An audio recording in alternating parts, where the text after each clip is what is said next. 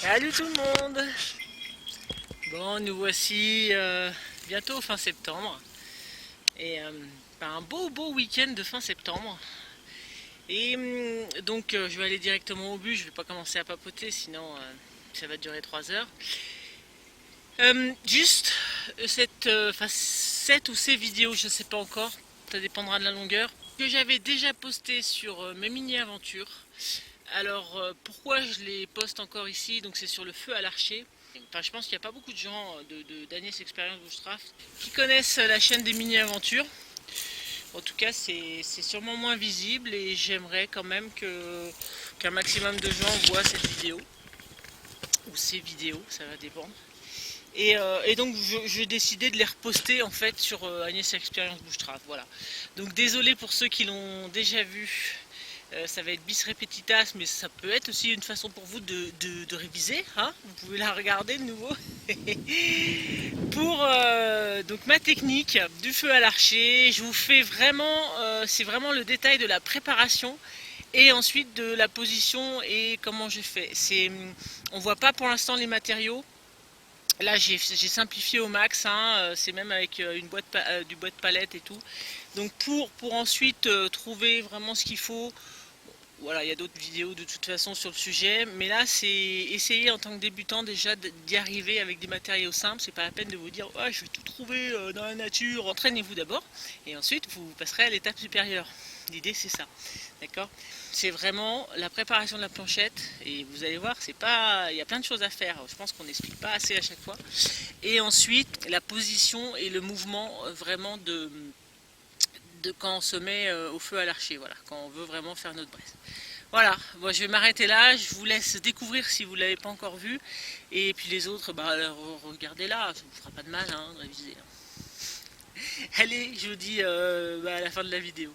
Ciao. Allez, j'installe ça, vous aurez deux points de vue, un point de vue éloigné pour bien voir mon mouvement, ma position du corps, et un point de vue plus près pour voir voilà, l'évolution, la braise, etc. Alors, on est parti. Donc on est parti pour la préparation des matériaux dans un premier temps. Donc ma drille, pour la préparer déjà, pour la première fois que je l'utilise, je vais donc la tailler légèrement en pointe. Je vais vous montrer pourquoi après. Ça c'est vraiment pour le début, pour creuser. Vous pouvez faire une petite pointe qu'il ne faudra pas faire après. D'accord? Bien au contraire. Alors, vous voyez, je fais, voilà, ça ressemble à une pointe de crayon en fait, hein, on dirait un petit crayon. Voilà, donc ça c'est la première chose. Ici, si vous n'avez pas de, si vous avez juste un petit morceau de bois, il faut le tailler le plus pointu possible pour qu'il y ait le moins de friction au bout. Voilà, bon moi j'ai le roulement à billes donc ça ne sera pas du tout un problème.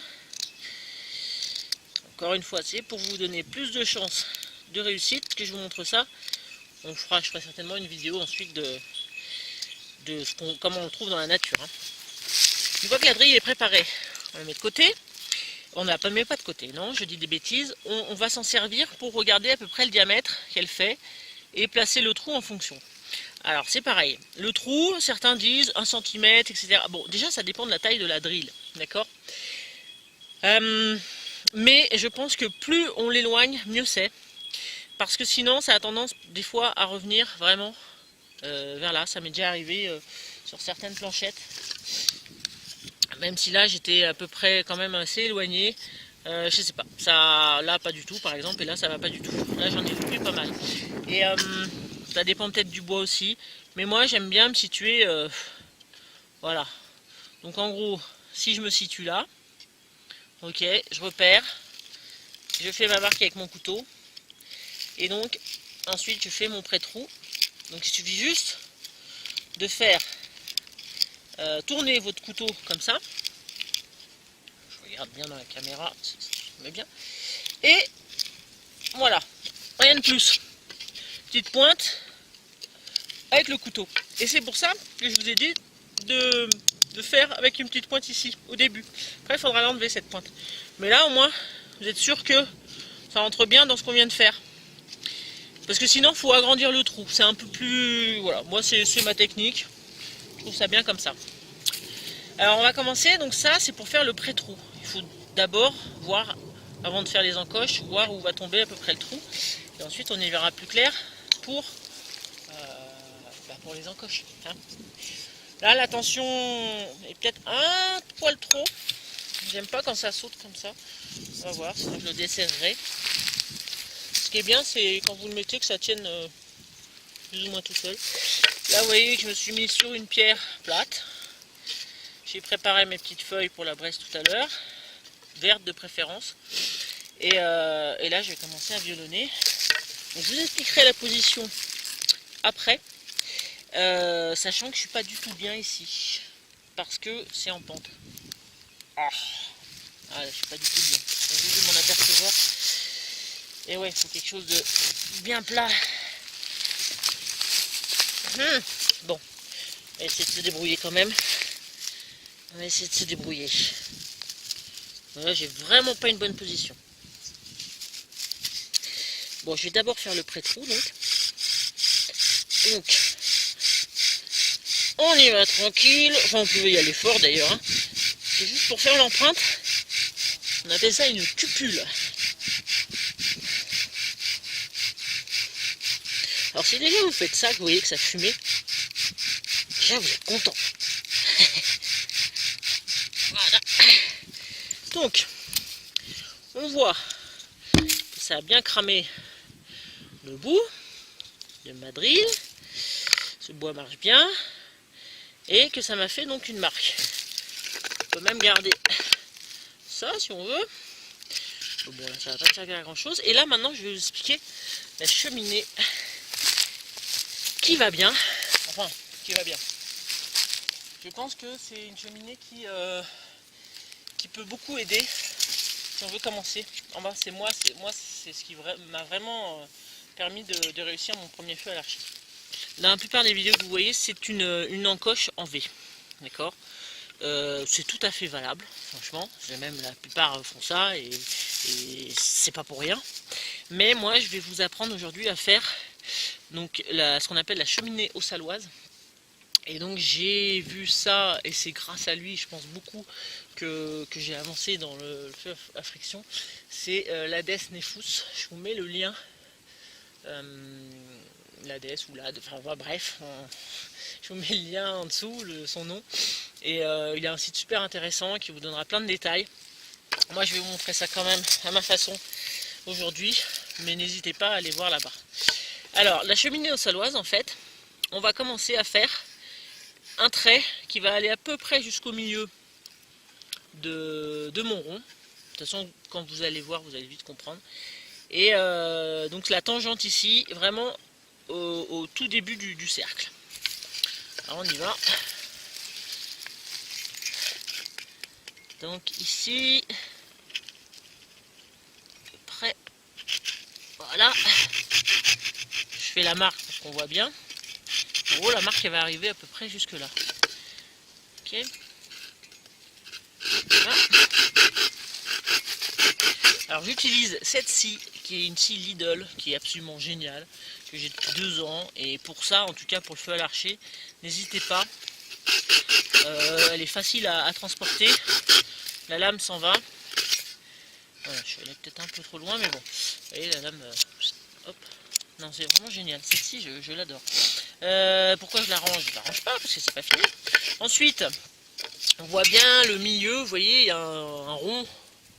Et on va pas prendre ce milieu-là, on va prendre un quart en fait. On va prendre, histoire que la drille ne s'en aille pas. Au milieu c'est un peu petit, et un quart c'est très bien. Donc, je vais vous montrer le quart. Celui-là à peu près. Enfin bon, c'est pas à 1 mm près. Hein. Voilà. Tac. Voilà, ça c'est le quart. Et donc, ou le 3/4, hein, ça dépend d'où on part évidemment. Et là on va aller simplement jusque... Oh bah ça y est, c'est fait. Oh, ça va vite. Ouais, donc ma cupule est peut-être trop près là, vous voyez, j'aime bien quand il y a un espace un peu plus grand. J'espère que ça va aller. Je suis allé vraiment, je me suis arrêté au noir. Là, je vais faire sauter la partie juste qui s'arrête. Donc pour ça, vous prenez un couteau, Vous évitez de prendre le couteau comme ça, parce que ça m'est déjà arrivé, ça fait sauter cette partie-là. Donc maintenant, je le prends comme ça, la lame vers l'extérieur. Et là, j'appuie. Voilà. Ça fait sauter le truc. Là, je nettoie un peu. J'aplatis. Bien centré, ouais. Et donc, voilà. Et là, la dernière partie, parce qu'il faut quand même une encoche, elle va se situer, on va partir du milieu là, d'accord, et on va aller rejoindre le trait qui va là, donc une diagonale. Donc moi c'est pareil, je le fais à la scie, moi je trouve ça quand même vachement plus, alors je le commence à la scie et puis je peux le finir au couteau, hein. Voilà. Parce qu'effectivement, si on a une scie un peu moins précise que celle que j'ai, c'est pas forcément évident. Là, il faut bien nettoyer aussi. Faut pas enlever, faut pas laisser toutes les petites sures là. Hyper important de bien nettoyer là. D'accord. Là aussi, on nettoie bien. Ça a l'air pas mal, bien nettoyé. Et la dernière phase, dont j'entends pas beaucoup parler souvent, c'est de faire des petites aérations. Ici, en dessous. Voilà, ça permet quand même une meilleure oxygénation de la sure. Tac. Voilà. À peu près. Là. Et ça, je pense que ça a son importance aussi. Essayez avec, essayez sans, et vous me direz. Voilà, vous voyez, ce V là, ça c'est très important. Vous voyez sur toutes mes autres là. Tac. On va passer aux choses sérieuses. Non, pas encore. Là, c'est taillage de la drille pour qu'elle soit fonctionnelle. Je vois souvent les gens qui la taillent un petit peu en pointe.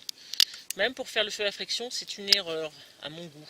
Et d'après mon cher ami aussi, c'est une erreur. Donc vous cassez les angles, ça c'est une certitude, mais il faut faire un plat ici. Voilà. Donc ici, vous voyez, autant tout à l'heure je vous disais que ça soit un peu pointu, autant là je fais un plat maxi. Voilà. Tac. Si c'est pas parfaitement plat, c'est pas grave, hein, mais c'est quand même relativement plat. Parce qu'en fait, c'est vraiment cette partie-là qui doit faire la friction. Celle-là, elle va le faire au bout d'un moment, mais c'est vraiment celle-là la plus importante. Donc moins ça frotte, mieux c'est. Là, on va passer aux choses sérieuses. Donc la position. Là, vous avez vu le passage de toute la préparation de la planchette. De la cheminée au salouage, je pense que ça fait partie des choses très importantes. Si vous n'avez jamais réussi jusque-là, essayez de cette façon-là, et à mon avis, ça peut fonctionner. Moi, ça a fonctionné comme ça. Donc là, je vous envoie à la deuxième partie, qui est la position, et je vous dis à plus tard. Allez, salut, bisous.